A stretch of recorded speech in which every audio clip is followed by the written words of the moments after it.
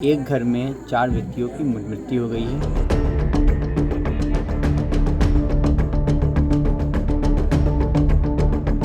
Fire arm injury प्रतीत हो रहा है, लेकिन एक्चुअल मृत्यु का कारण पोस्टमार्टम के बाद ही पता चल पाएगा। जब उम्मीदों की डोर अचानक टूट जाती है, जब अपनों की हंसी भी खामोश हो जाती है, जब कर्ज का बोझ सांसों से भारी पड़ जाता है, तब एक गलत फैसला पूरे घर का चिराग बुझा जाता है। ये सिर्फ 4 मौतों की कहानी नहीं, ये उस दर्द की दास्तान है जिसे शायद कोई समझ नहीं पाया।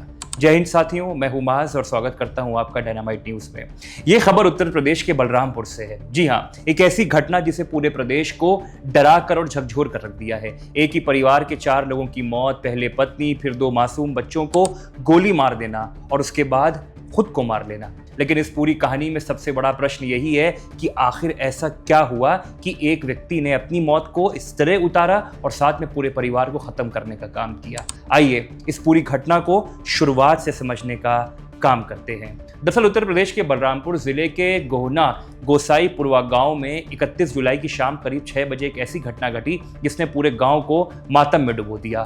पुलिस और परिजनों से मिली जानकारी के अनुसार बजरंगी गिरी नाम के व्यक्ति ने कथित तौर पर पहले अपनी 25 वर्षीय पत्नी कोमल, फिर अपनी 3 साल की बेटी श्रद्धा और 1 साल के बेटे जयदीप को तमंचे से गोली मार दी। इसके बाद उसने हथियार से खुद को भी गोली मार ली और अपना जीवन समाप्त कर लिया, पूरे परिवार को खत्म कर लिया।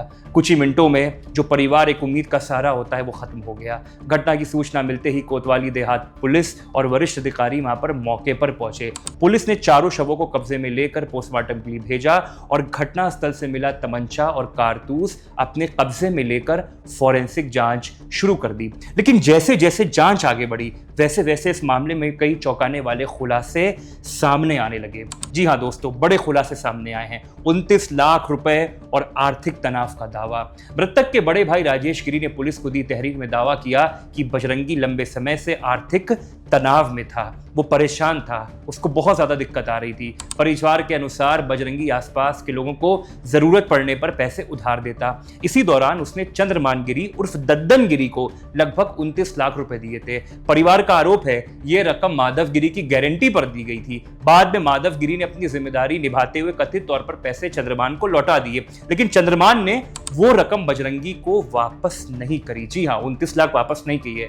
परिजनों का कहना है बजरंगी लगातार अपने पैसे वापस मांग रहा था, लेकिन उसे सफलता नहीं मिली। इसी वजह से वो मानसिक रूप से बेहद परेशान रहने लगा था। हालांकि परिजनों का आरोप है और पुलिस इन दावों की जांच कर रही है, क्योंकि ये अभी आरोप है, ये किसी तरह की पुष्टि नहीं कर रहे हैं। बाद में क्या हुआ इसके बारे में आपसे बात करूंगा। और खास बात यह है, मौत से पहले एक वीडियो भी आया है। इस पूरे मामले का सबसे अहम पहलू जो निकल कर आया है वो है मोबाइल में शामिल एक वीडियो। परिजनों का कहना है घटना से पहले बजरंगी ने अपने मोबाइल फोन से एक वीडियो रिकॉर्ड किया था। बताया जा रहा है इस वीडियो में उसने अपनी पूरी परिवार की मौत के लिए चंद्रमान गिरी उर्फ दद्दन गिरी को जिम्मेदार ठहराया था। पुलिस ने मोबाइल फोन को कब्जे में लेकर वीडियो सुरक्षित रख लिया है ताकि आने वाली कार्रवाई वो अपने हिसाब से कर पाए। अब इस वीडियो की तकनीकी जांच कराई जा रही है। यह पता लगाया जाएगा कि वीडियो कब रिकॉर्ड किया गया, उसमें कहीं कितनी बातें सच हैं और आगे जो लगाए गए आरोप हैं उसमें कितने ज्यादा साक्ष्य मौजूद हैं। फिलहाल वीडियो की सत्यता और उसमें लगाए गए आरोपों की पुष्टि जांच पूरी होने के बाद कहीं ना कहीं सामने आ सकेगी। लेकिन प्रश्न यही खड़ा हो रहा है कि आखिर ये हुआ क्यों। और एक बात और, जो वो तमंचा था वो पुलिस को भी सौंप दिया गया है। घटना के बाद मृतक के जो बड़े भाई हैं उन्होंने घटना स्थल पर जो तमंचा मिला था और कारतूस जो थे जिससे उन्होंने वो पूरी आत्महत्या को अंजाम दिया था वो पुलिस को सौंप दिया है। पुलिस ने इन सभी सामानों को जब्त कर लिया है और फॉरेंसिक जांच के लिए भी भेज दिया है ताकि आने वाली कानूनी कार्रवाई भी ठीक से हो सके। परिजनों की तहरीर और शुरुआती साक्ष्यों के आधार पर पुलिस ने नामजद आरोपी के खिलाफ संबंधित धाराओं में मुकदमा भी दर्ज कर लिया है। अब पुलिस सिर्फ वीडियो ही नहीं बल्कि बैंक लेन देन, मोबाइल रिकॉर्ड, दस्तावेज और अन्य डिजिटल साक्ष्यों की जांच कर रही है ताकि वो अपनी कार्रवाई को और दृढ़ बना सके और मजबूत बना सके।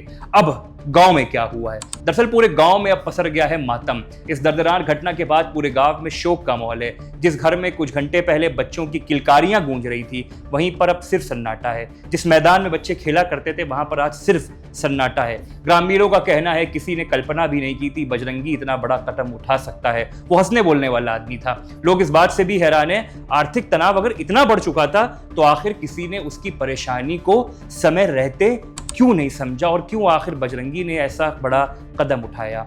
अब जांच में क्या देखा जा रहा है? पुलिस का कहना है मामले की जांच कई बिंदुओं पर की जा रही है, एक बिंदु पर रहकर बात नहीं कर रहे हैं। और सबसे बड़ी बात यह हो रही है क्या वास्तव में 29 लाख रुपए का लेन देन हुआ था? क्या मोबाइल में मिला वीडियो घटना से पहले बनाया गया था? वीडियो में लगाए गए आरोपों के समर्थन में क्या सबूत मौजूद हैं? क्या किसी ने बजरंगी पर आर्थिक या मानसिक दबाव बनाया था? और क्या इस मामले में किसी अन्य व्यक्ति की भूमिका भी सामने आती है? इन सभी सवालों के जवाब पुलिस जांच के बाद सामने लेकर आएगी, जब उसकी जांच पूर्णतः खत्म होगी, उसकी जांच समाप्त होगी। लेकिन सबसे बड़ा प्रश्न ये आ रहा है, ये मामला सिर्फ 4 लोगों की मौत का नहीं है दोस्तों। ये सवाल भी खड़ा करता है कि जब कोई व्यक्ति लगातार आर्थिक और मानसिक तनाव में जी रहा हो, तो उसके आसपास मौजूद लोग उसकी तकलीफ को क्या पहचान पाते हैं, क्या उसको समझ पाते हैं? हालांकि किसी तरह का तनाव, विवाद, हिंसा का समाधान नहीं हो सकता है। इस मामले में लगाए गए सभी आरोप फिलहाल जांच के दायरे में हैं। पुलिस अंततः अपनी न्यायिक प्रक्रिया पूरी होने के बाद जो भी उसकी जांच होगी, उसकी रिपोर्ट भी सामने लाएगी कि आखिर इसमें क्या हुआ। फिलहाल बलरामपुर पुलिस पूरे मामले की गहराई से जांच कर रही है। मोबाइल वीडियो, कथित 29 लाख रुपए की लेन देन, सारे पहलुओं को जोड़कर एक अपराधी तक होने की कोशिश कर रही है। जैसे जैसे जांच आगे बढ़ेगी, इस दर्दनाक घटना से जुड़े और कई सवाल के जवाब भी सामने आ सकते हैं। आप देख रहे थे डायनामाइट न्यूज। बहुत बहुत धन्यवाद।